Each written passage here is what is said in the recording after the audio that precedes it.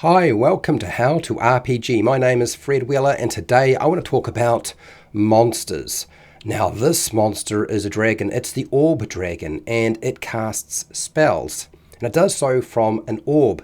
It is also a Dungeons & Dragons 5e compatible monster. In other words, you can use it in your game if you're playing 5e, and if you're not, you can at least just use the lore. It's all fine. It's from Esper's Emporium of Esoterica, and I have some information for you.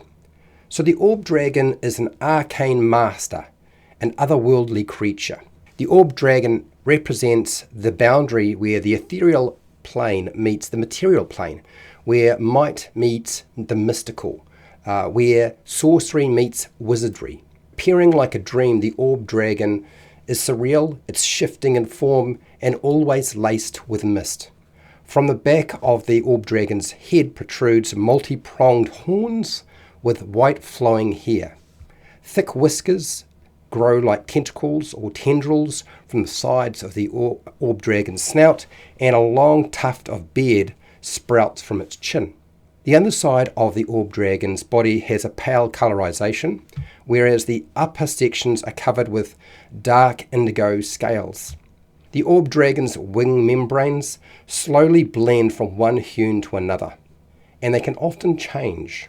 An orb held by the orb dragon in its hands displays an iridescent sheen to it. When angry, the orb dragon exhales a breath attack of vivid prismatic colours. Orb dragon eggs only hatch in locations where wild magic is the strongest. One or more of the dragon's family members prepares this orb for a hatchling ahead of time before the hatchling emerges from their egg. This orb is both physical and spiritual, a sphere of polished crystal that is imbued with draconic magic through a ritual that can only be performed on the ethereal plane. When the new dragon hatches, its very essence is actually unstable. Those who ready the orb perform a ritual that bonds the hatchling to the orb, which serves to stabilize the dragon, as well as catalyze, firmly embed their innate magic and connect it with the orb. The orb dragon remains bonded to the orb all of its years, for as long as it's alive, and can easily summon it back to its hands if it is separated from that orb. In rare cases, the orb dragon might need to replace the orb, but how it's done is not really known. During whatever span of time an orb dragon remains unbonded to the orb, the dragon reverts to a less stable version, with parts of itself phasing in and out of the material plane back to the ethereal plane. The magical sphere that orb dragons are bonded to come in various wondrous colours. Commonly favoured colours for an orb are aquamarine. So aquamarine represents the sea, purple symbolises balance, black stands for mystery. From the dragon's earliest days, it learns to utilise the magic of its orb.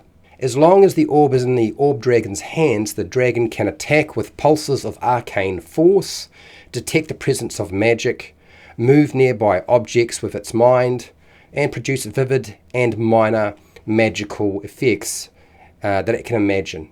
And quite a lot more that's not necessarily spelled out. When another creature casts a spell, if the orb dragon can actually see the mage or the wizard or sorcerer performing that spell, it can use its orb to attempt to mirror that spell and clash in a duel of arcane mastery, which more than likely it will win. Older orb dragons also use their magical spheres to phase between the material plane and the ethereal plane, and they can see through illusions, and they can also see through solid objects. An orb dragon typically dwells in an island, protects the perimeter by summoning storms to wreak havoc on the coastal waters. Orb dragons can be bargained with for items that they prize for their hoard, such as translucent gemstones, divination objects, mirrors, crystalline artwork, fine tea leaves for divining, clairvoyancy, arcane scrolls, and spellbooks. Classic foes of the orb dragon tend to be the blue and bronze dragon, but they also come into conflict with Erifit, giants, and, of course, the Lich.